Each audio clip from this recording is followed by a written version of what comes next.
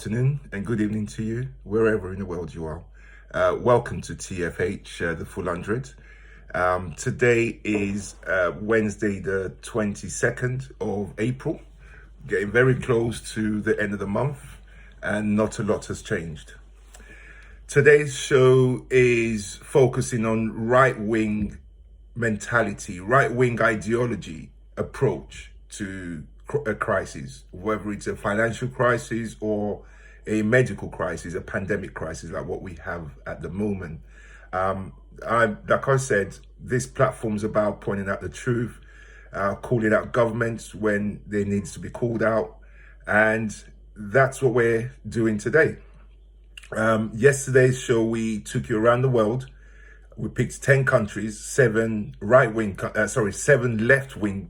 Labour type governments, as well as four right-wing governments. We pointed out the UK, the US, Brazil, and also Iran. Now, today I'm going to show you the video on Iran that I was speaking about yesterday. We think we're the only ones with fake news in this country, or in the Western world, in the English Christian world, if you like. Well, the Iranians think this virus was started in a US lab, guys. We think it started in a Chinese lab. Well, in Iran, they think it started in a US lab, and the US is pointing this all at them. They're not talking 5G. They know it's a virus. However, they just think it started in the US. Now, a lot of us will think that's crazy. But guess what? To me, if you call this 5G, you're just as crazy as they are. If you think it started in a Chinese lab, you're just as crazy as they are. Because viruses have come about before we even knew about chemical weapons and stuff like that. The first ever chemical weapon, guess what, was tear gas. Tear gas was the first original chemical weapon that man ever invented on planet Earth. How do we use tear gas today? We use tear gas to disperse crowds. But there was a time when tear gas was actually a war weapon in this First World War, when the Germans invented it and they had masks protecting themselves, and shot tear gas over at the British and the French troops. And then the second one was mustard gas, and so on and so forth. So we have had viruses before we knew about chemical weapons or lab weapons, weapons made in labs. But before I start today, I'm going to start today's show, should I say, by reading out something I saw online, and it's dead funny. And it really just describes the incompetence of Boris Johnson's government, the UK's approach, the right-wing approach to everything, which is no direction, all about self-interest. If that self-interest is confused, then you're going to get a confusing approach to anything. So without further ado, let's get to it. Right. So this is titled Clarification of Lockdown Rules Made in England. It says, 1, you must not leave the house for any reason, but if you have a reason, you can leave the house. Number 2, masks are useless at protecting you against the virus, but you may have to wear one because it can save lives. But they may not work, but they may be mandatory, but maybe not. Number 3, shops are closed except those shops that are open. Number 4, you must not go to work, but you can get another job and go to work. You should not go to the doctors or the hospital unless you have to go there, unless you are too poorly to go there. This virus can kill people, but don't be scared of it. It can only kill those who are vulnerable, or those people who are not vulnerable. It's possible to contain and control it, sometimes, except that sometimes it actually leads to a global disaster. Then it says, gloves won't help, but they can still help, so wear them sometimes or not. It says, stay home, but it's important to go out. It says there is no shortage of groceries in supermarkets, but there are many things missing. Sometimes you won't need loo rolls, but you should buy some just in case you need some. The virus has no effect on children, except those children it affects. Animals are not affected, But there was a cat that tested positive in Belgium in February when no one had been tested, plus a few tigers here and there. It says stay 2 meters away from tigers, see point 11. You will have many symptoms if you get the virus, but you can also get symptoms without getting the virus. Get the virus without having any symptoms, or be contagious without having symptoms, or be non-contagious with symptoms. It's a sort of lucky dip or unlucky dip. Point 14. To help protect yourself, you should eat well and exercise. But eat whatever you have on hand, as it's better not to go to the shops unless you need toilet roll or a fence panel. It's important to get number 15. It's important to get fresh air, but don't go to parks, but go for a walk. But don't sit down except if you are old, but not for too long, or if you are pregnant. Don't sit down except if you are old, but not for too long. Or if you are pregnant, or if you're not old or pregnant, but need to sit down, right? If you do sit down, don't eat your picnic unless you've had a long walk, which you are or aren't allowed to do if you're old or pregnant. Don't visit old people, but you have to take care of the old people and bring them food and medication. If you are sick, you can go out when you are better, but anyone else in your household can't go out when you are better unless they need to go out. You can't get restaurant food delivered to the house, but deliveries are safe. But groceries you bring back to your house have to be decontaminated outside for 3 hours, including frozen pizza, right? Guys, this is the crux of my show today. I thought I'd start with a bit of a laugh. It's good to laugh at ourselves. If we're not laughing at ourselves, our guests will be crying right now. Guys, our situation is diabolical. Let me give you guys a few facts. The government says there's 61 NHS workers dead as of today. That's an underestimate. I believe you. I believe at the moment. They reckon 15 care home workers dead at the moment. Guys, do you know that the nursing homes are relying on handouts from local businesses? Why? It really hurts me to see this, really.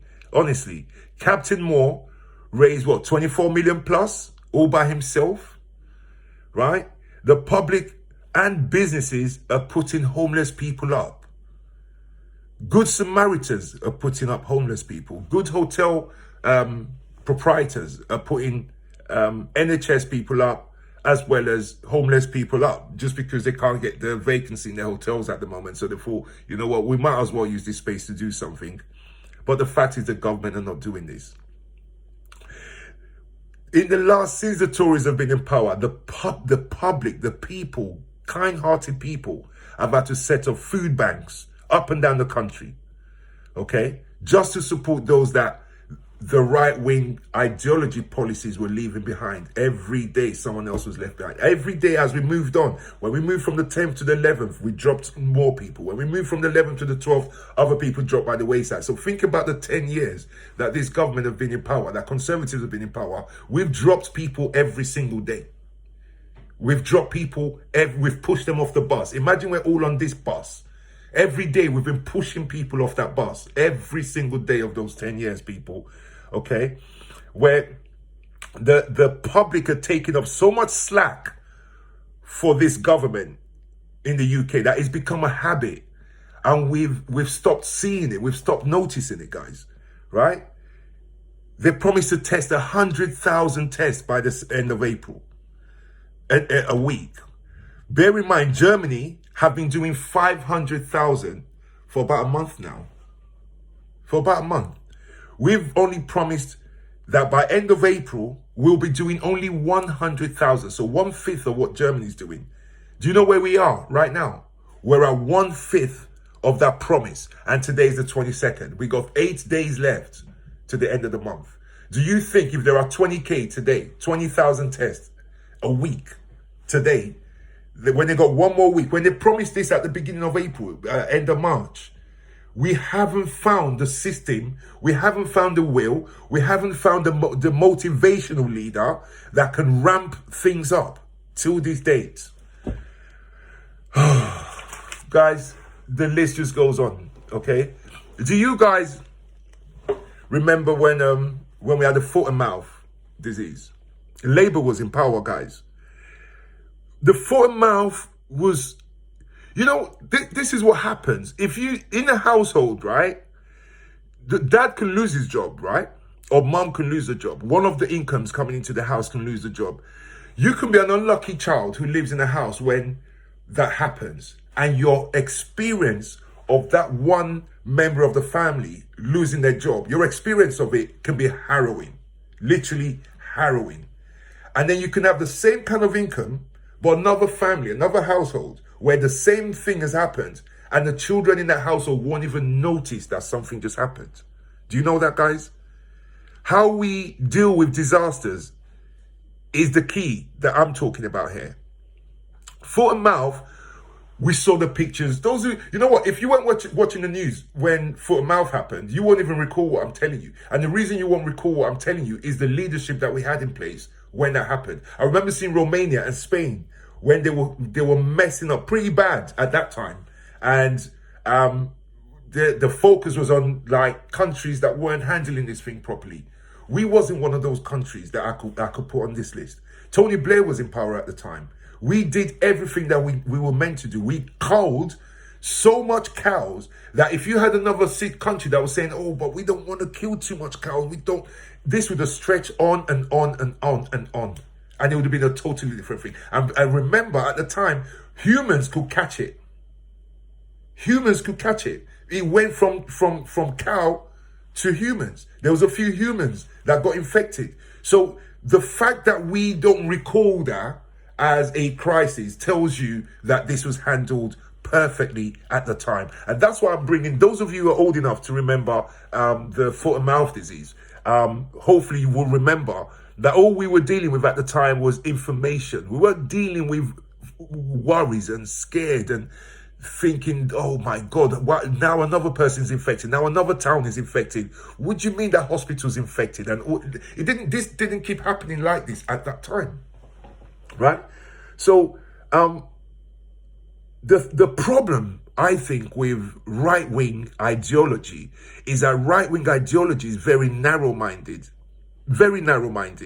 and right-wing people are happy to give up everything, including their wives, for ideology.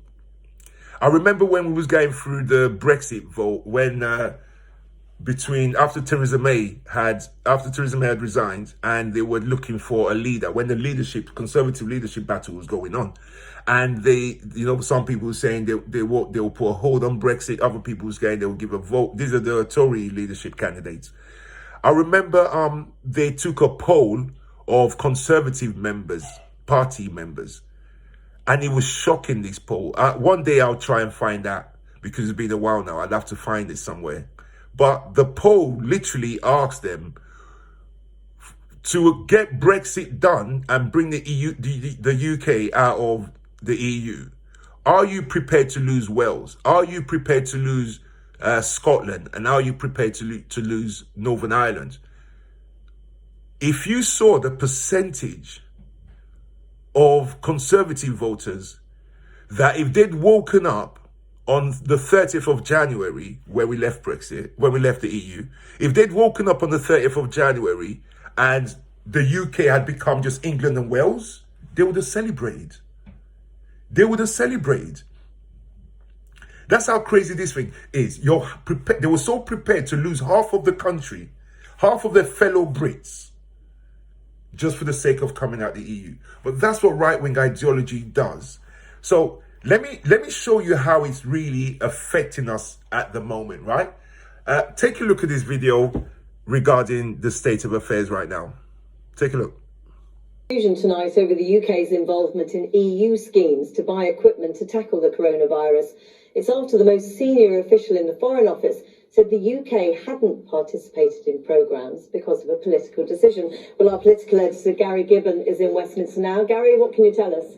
Well, these EU procurement operations are the EU using its size to buy in bulk kit like ventilators and PPE, personal protective equipment, so that other countries in the European Union or people who choose to come into the scheme can then access it if they desperately need it.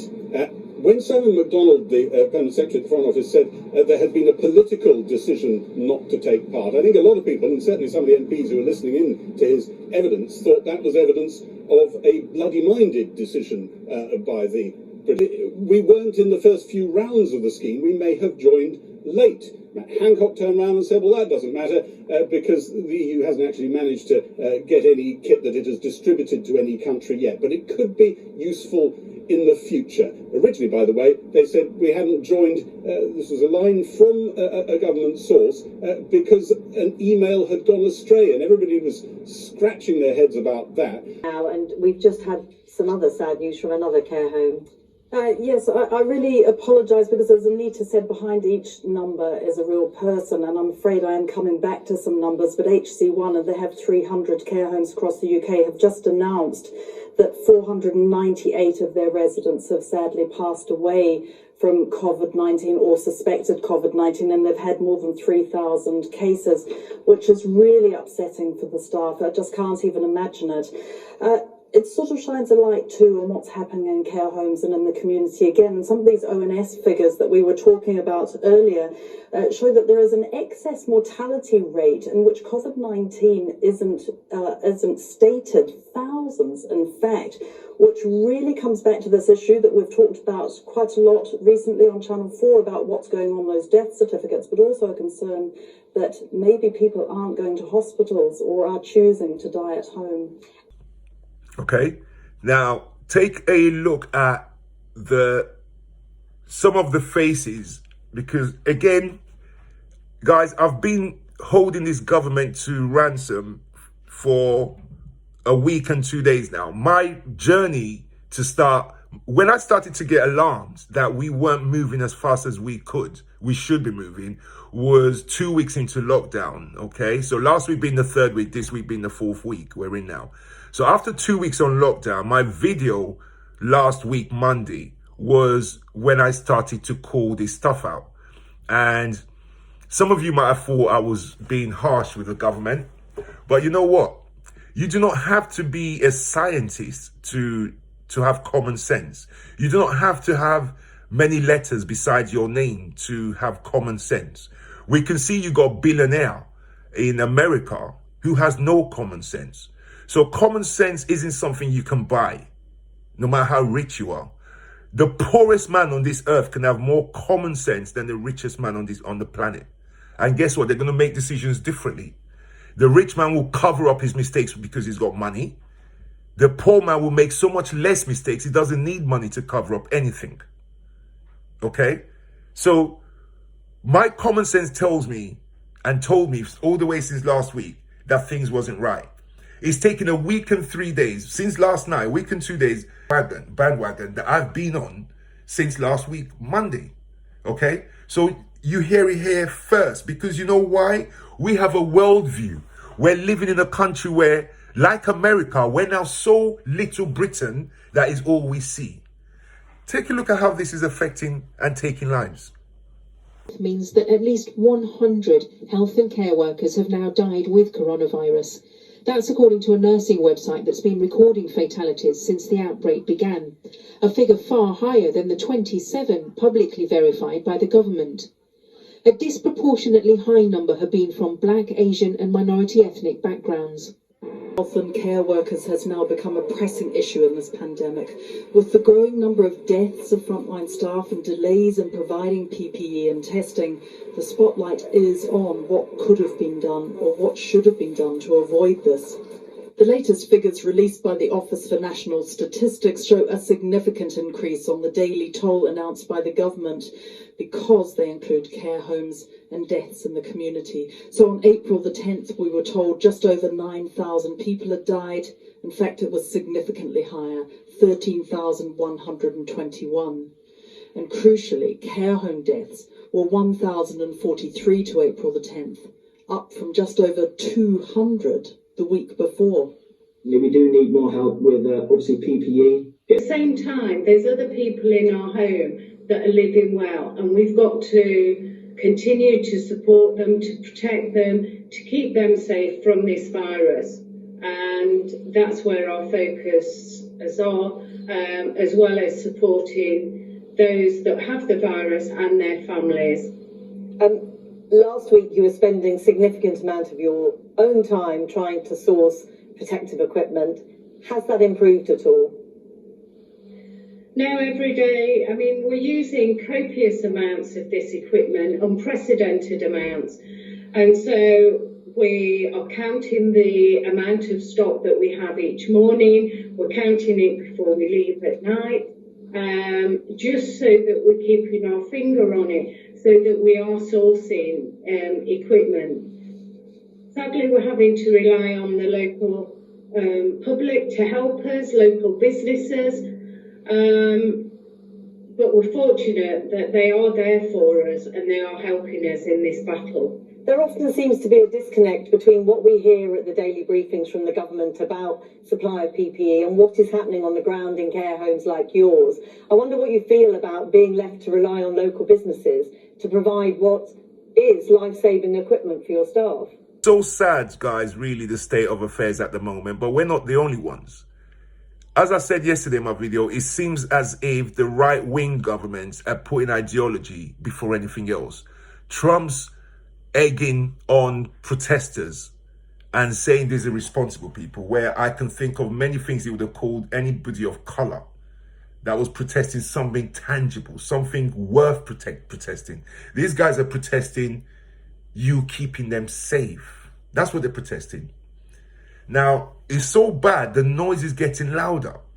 This is why I have this platform, because the right-wing people seem to have all of the platforms.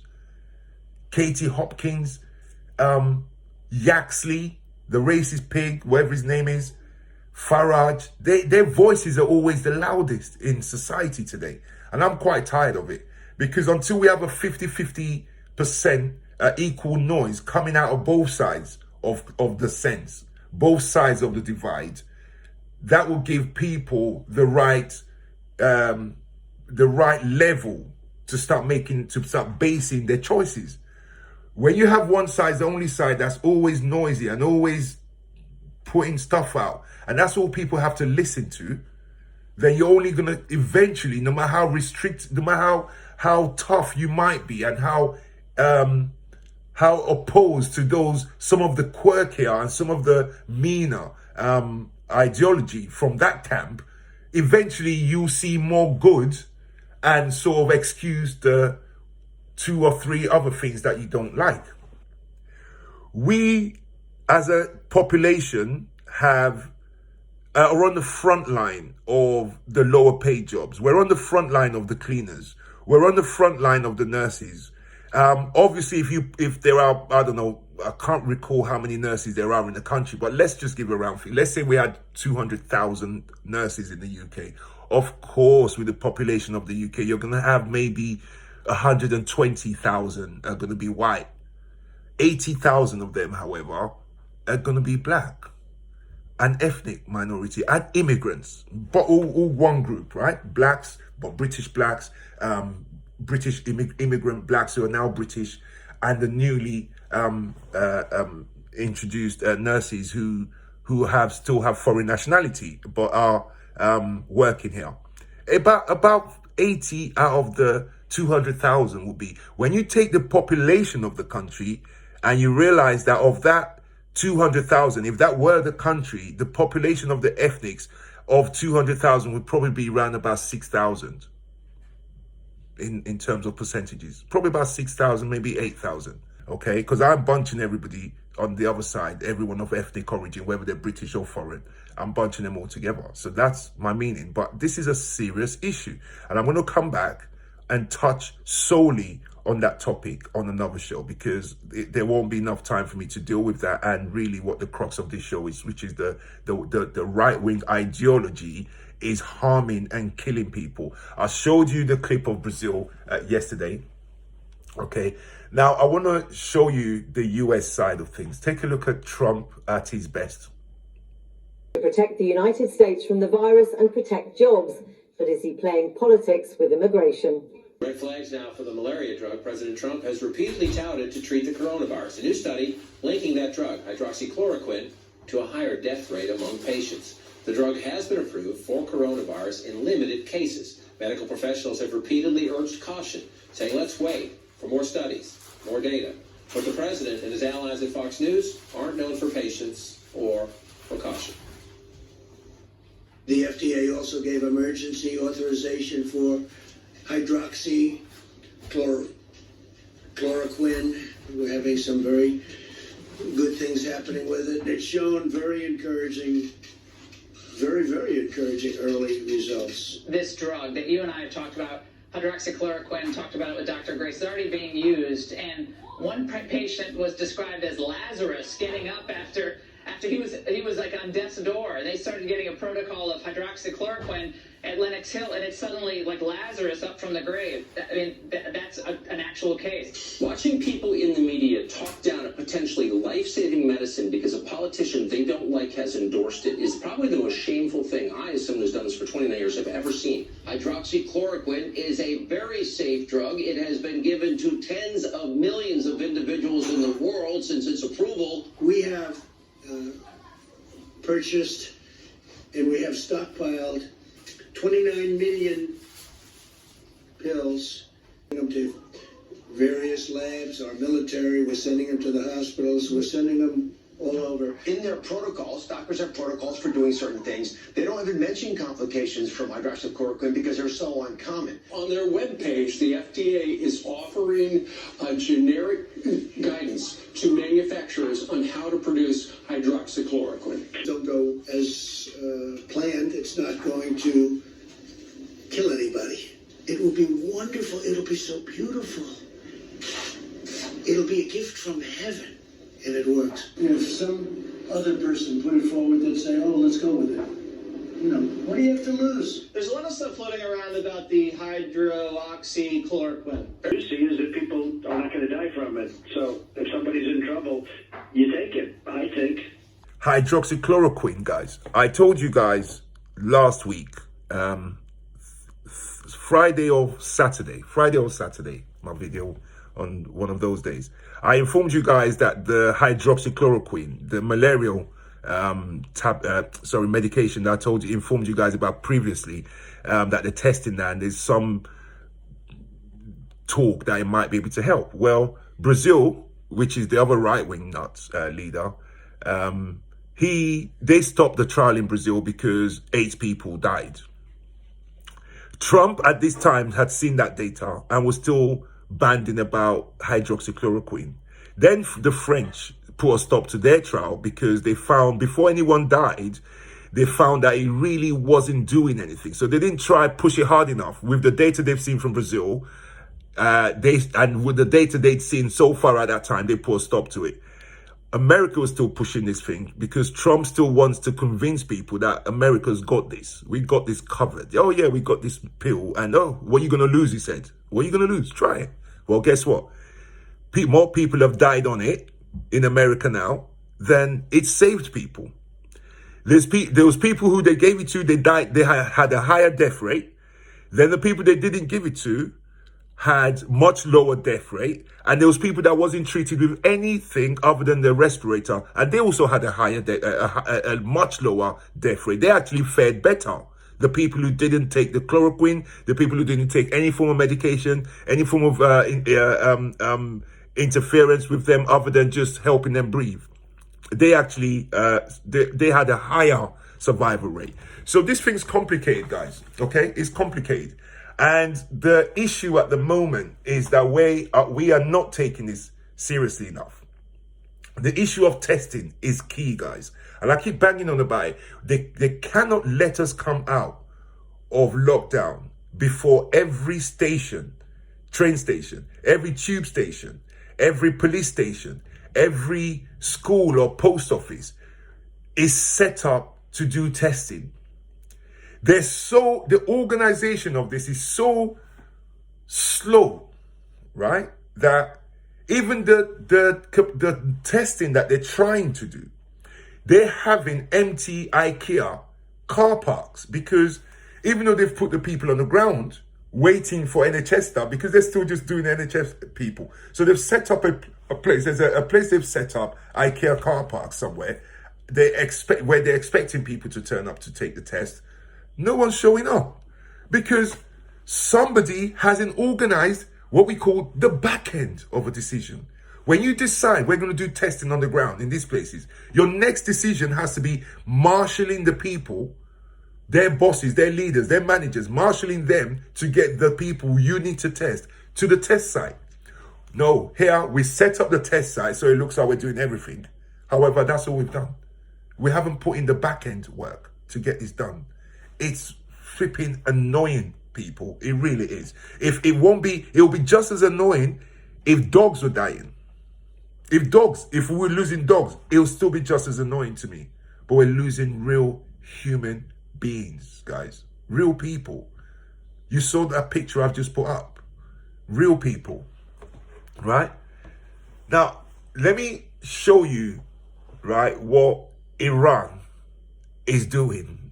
I told you about Iran. Iran's a right-wing government. This is what right-wing ideology does to a country that approaches its disasters, approaches its crises with ideology, especially a right-wing ideology. It's dangerous. Right-wing ideology is dangerous for the masses.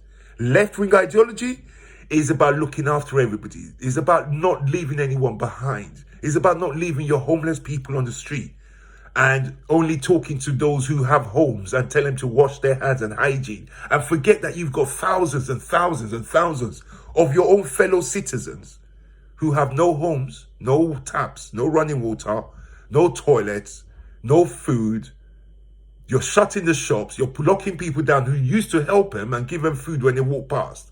Those people are now not walking past them every day where they used to beg. This right-wing ideology forgets these people. They are people, my people. They are people.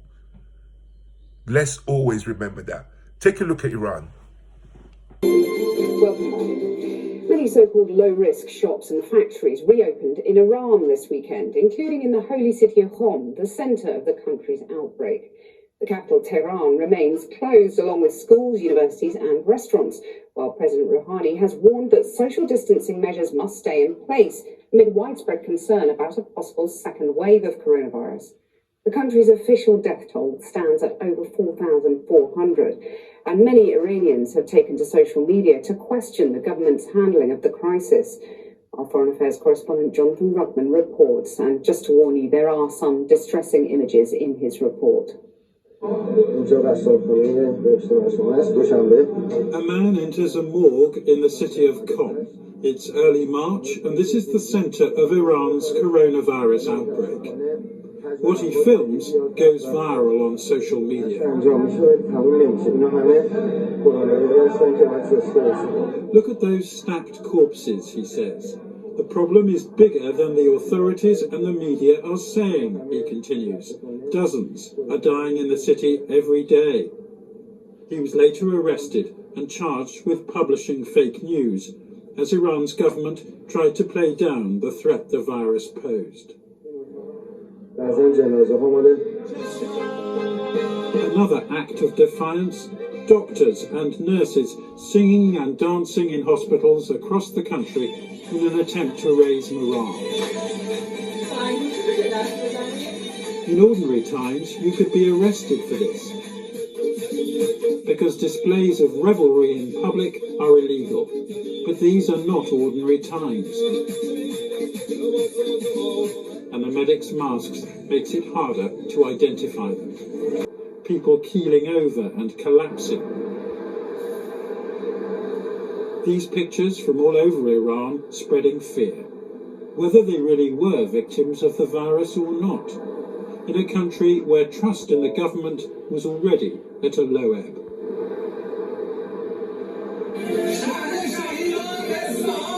At first, the authorities responded predictably with a call to rally around the Islamic Republic. This convoy of loyalist militia, known as the Besiege, was filmed speeding through the streets of Isfahan, pledging to disinfect the city. They did the same in Qom, home to Iran's biggest theological college. But it was another month before the government agreed to quarantine its shrines and mosques. And the fact that Iran's outbreak originated here meant that a government led by religious clerics could not dodge responsibility. Meanwhile, medical staff issued desperate pleas over Instagram. I've seen 400 dead bodies, cried this nurse. Please, please do not go outside. Stay in your homes. By contrast, some religious zealots were so determined to show that holy sites near the centre of the outbreak were immune from danger that they filmed themselves licking them.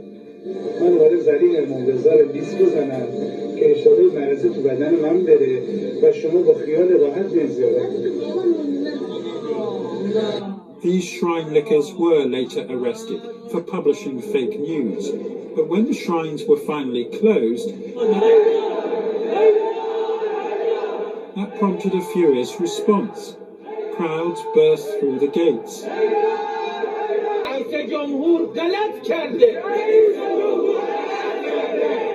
This outburst was gleefully parodied by metropolitan types who set it to music, using it as ammunition to mock the clerical leadership.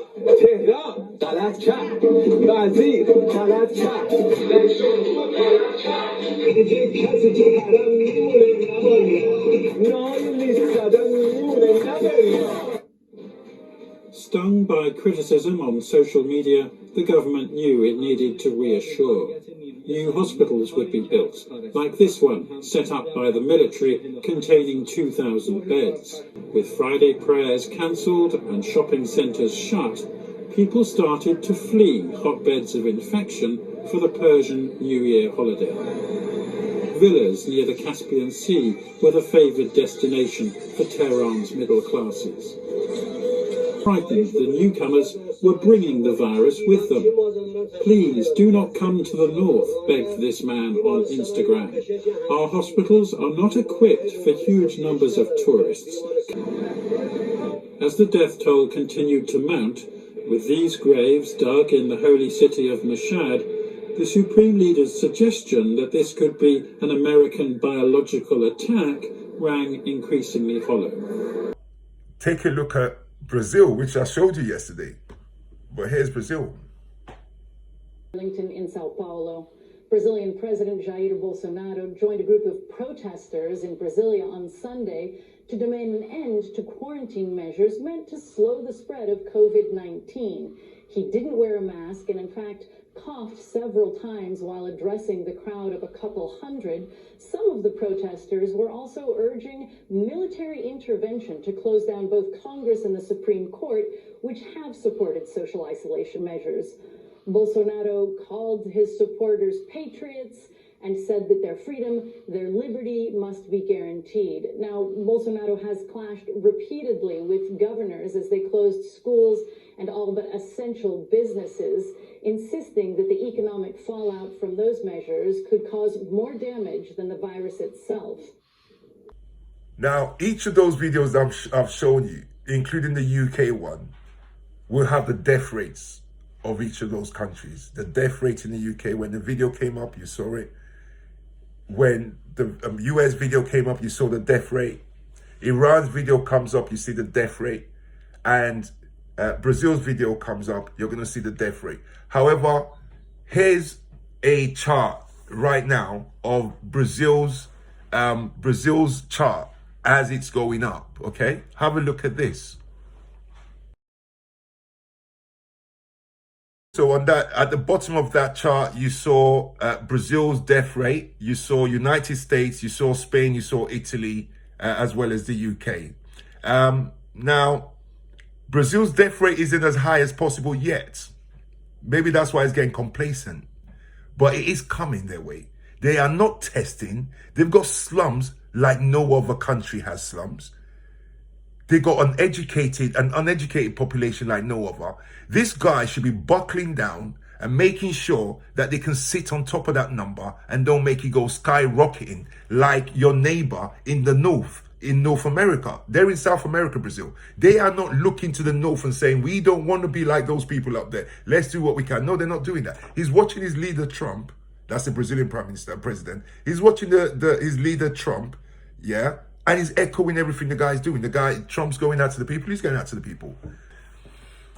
This wouldn't be so bad if they weren't getting intelligence on what's going on. I've been telling you guys, I flashed up the news to you guys the other day that Singapore has registered. South Korea was the first one. South Korea found 141 141 people who'd recovered had been found to get reinfected again. That was in South Korea, and I brought that news to you guys last week. Now there's news from Singapore that is not just reinfection, that this second wave, they've actually seen the highest death rate in a day than what they did the first time round. They've seen a higher daily death rate, 1 day death rate, in this second wave in Singapore than they did in the first wave when this first hit them, straight after China. That tells us, guys, that if we're not looking solely inwards and instead looking outwards and basing our decisions on what's going on in other countries, there's a few things definitely we'll be doing different. We'll definitely be testing people before we let them out. Otherwise, you're asking for a second wave. Because now Singapore shut down again. And I'll show you the video in a minute. Singapore shut down a second time because of that. So why aren't you watching South Korea that's registered 141? And I'm sure they're going crazy right now because that was last week. I'm sure they're going mad testing like crazy right now to see how many they now have been reinfected. We know that you can have we'll be testing like crazy. We'll be telling people for sure wear masks, not telling them, oh, well, we don't think masks will help anyway. Plus, we would like you to please think about the NHS, because if everybody goes out to get masks, then the NHS might not have enough masks. Well, guess what? Companies have been offering to supply us this stuff. The EU asked, we could have went in as a family with the EU, but because of right-wing ideology, they refused to do that. Now we have so many in stock. And here are boxes containing 100,000 PPE protective suits shipped from Italy to Shanghai and waiting to be sent here. Except the UK has not yet taken up this offer. These suits are capable of dealing with viral, biological and radioactive contamination. And thereby causing more deaths. They chose to go buy supplies from Turkey, which took 4 days to arrive, only got here last night. And we had to go get it with a jet. They didn't deliver it after 3 days. We had to fly our own military plane to go and deliver this. To go and pick it up, sorry. What kind of debacle is this?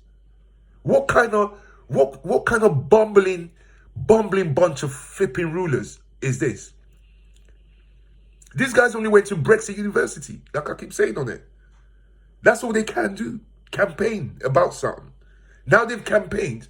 Now they've run out of steam and there is nothing to campaign for. I bet you if there was a campaign issue surrounding around this, which is what Trump has now created with his immigration thing. He's trying to create a campaign issue around it. So he gives his people something to fight for, something to resurrect them. Immigration, yeah.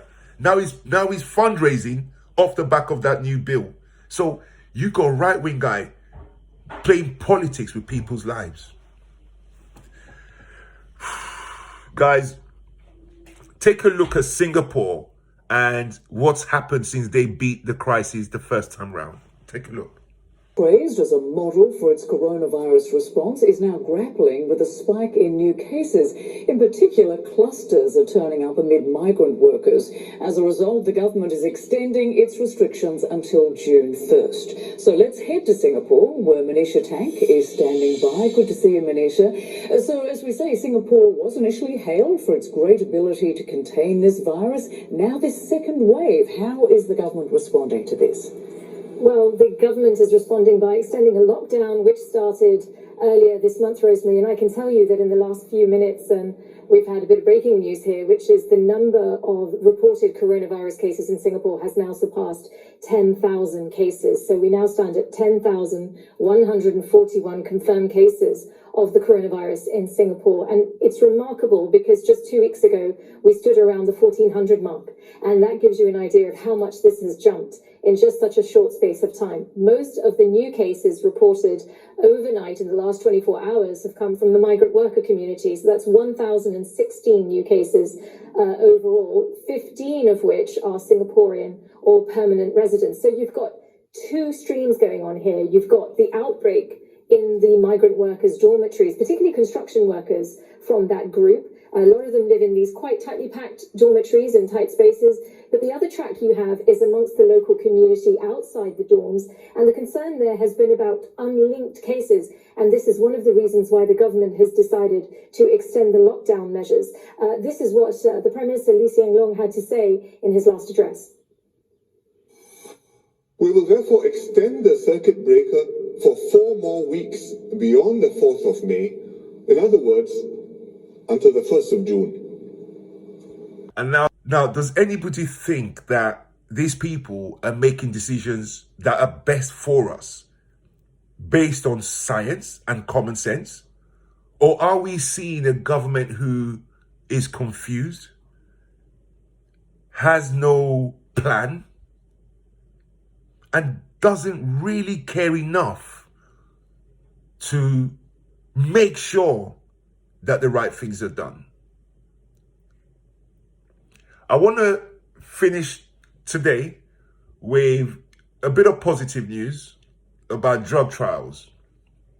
I brought to you guys yesterday about the drug that's being tested on humans. That's going to start getting, well, I brought the news about Oxford University running the largest drug trial right now in the world. So Oxford University is really the capital where they seem closest. I really thought the Japanese would win that race, but it looks like Oxford might have it. We're beginning to test people as of Thursday, which is tomorrow, the 23rd.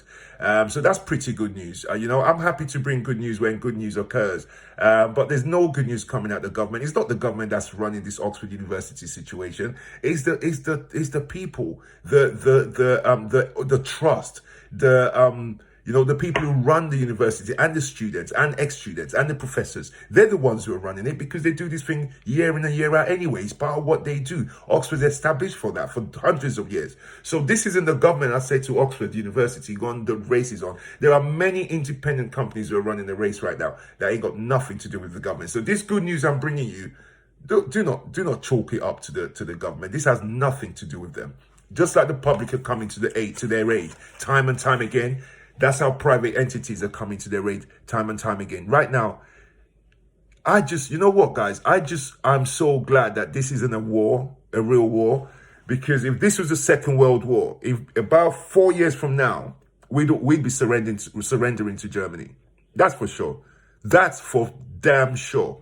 We'll be surrendering to Germany. Was it 2020? By 2024, probably 2022, the Battle of Britain, that was in 41. War started in 39.